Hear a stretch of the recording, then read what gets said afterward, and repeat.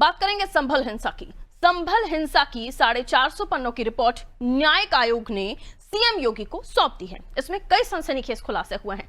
Report में आयोग ने बताया है कि 24 नवंबर 2024 को हुई हिंसा सिर्फ एक घटना नहीं थी, बल्कि इसके पीछे लंबे समय से चल रही डेमोग्राफी बदलाव और सुनियोजित षड्यंत्र की भूमिका रही है। रिपोर्ट के मुताबिक मस्जिद के भीतर हरिहर मंदिर के साक्ष्य मिले हैं, जबकि सबसे चौंकाने वाला तथ्य ये सामने आया है कि संभल की जनसंख्या में पिछले कई दशकों में भारी बदलाव हुआ है।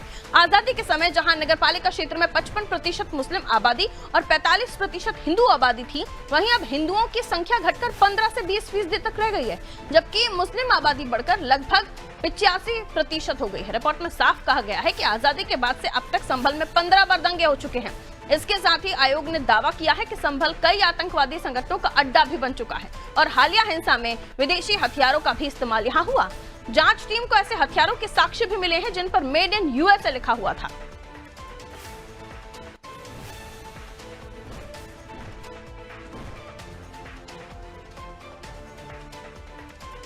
तो जो रिपोर्ट सौंपी गई है उसमें डेमोग्राफी बदलाव और सुनियोजित षड्यंत्र की बात कही जा रही है। आबादी के लिहाज से देखिए तो कई सालों पहले जब बात की जाती है तो यहाँ पर मुस्लिम आबादी 55% थी आजादी के समय, और हिंदू आबादी को देखिए तो वह 45% थी। अब आंकड़ा उल्टा हो गया है, अब 15 से 20% ही हिंदू यहाँ पर बचे हैं। तो कई सारी चीजें, और यहाँ पर भी आप देखिए कई सारे ऐसे मामला सामने आए हैं जिसमें आतंकियों का यहाँ से ताल्लुक होना, हाल ही में हथियारों का बरामद होना, तो कई सारी चीजें। अब जो ये रिपोर्ट सामने आई है इसमें और भी ज्यादा क्लूज हो सकते हैं। हमारे सहयोगी हमारे साथ जुड़ रहे हैं, उनकी तरफ हम रुख कर लेते हैं, उनसे हम जानकारी हासिल करने की कोशिश करेंगे कि ये कपिल हमारे साथ जुड़े हुए हैं। ये मामला जो है ये अब कहां तक जाने वाला है? कपिल, संभल हिंसा जिसको हमने देखा उसके बाद पूरे देश में इसको लेकर चर्चा हो रही थी, लेकिन अब जब रिपोर्ट सौंपी गई है उसमें कई तरह के खुलासे हो रहे हैं, षड्यंत्र की बू आ रही है। इसके अलावा डेमोग्राफी बदलाव ये अपने आप में बहुत बड़ा मसला है। आबादी के लिहाज से पहले से अभी तक बहुत परिवर्तन हुआ है। क्या संभल को किसी और तरह से आबादी के लिहाज से एक विशेष आबादी के का बाहुल्य होने के लिए तैयार किया जा रहा था? क्या कुछ इस रिपोर्ट में और सौंपा गया है, क्या कुछ बताया गया है, कुछ इस बारे में आप बताएं।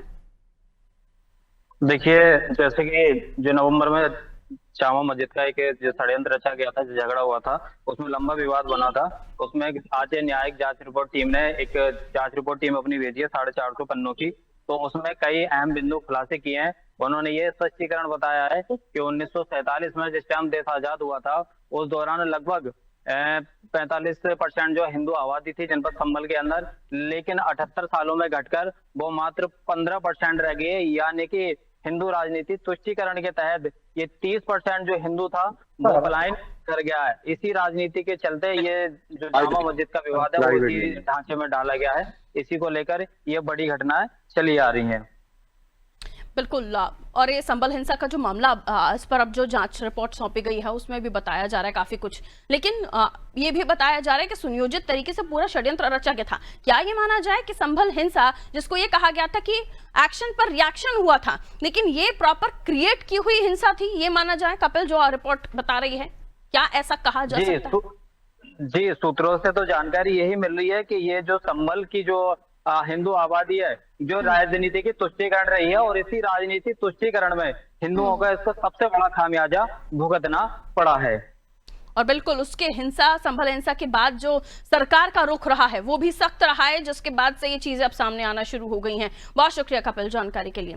तो आयोग ने संभल हिंसा को लेकर जो रिपोर्ट दायर की उसमें ये भी बताया कि आतंकवादी लोगों का यहाँ पर उठना बैठना, यहाँ के लोगों से ताल्लुकात होना, या मेड इन यूएसए लिखा हुआ हथियारों का बरामद होना, तो बहुत कुछ इशारा कर रहा है संभल में किसी बड़े षड्यंत्र को अंजाम देने या कुछ और तरीके से षड्यंत्र को संभल को बनाने की कवायद हो रही थी। ये तमाम चीजें हैं जिस पर अब चर्चा होना शुरू हो गई है।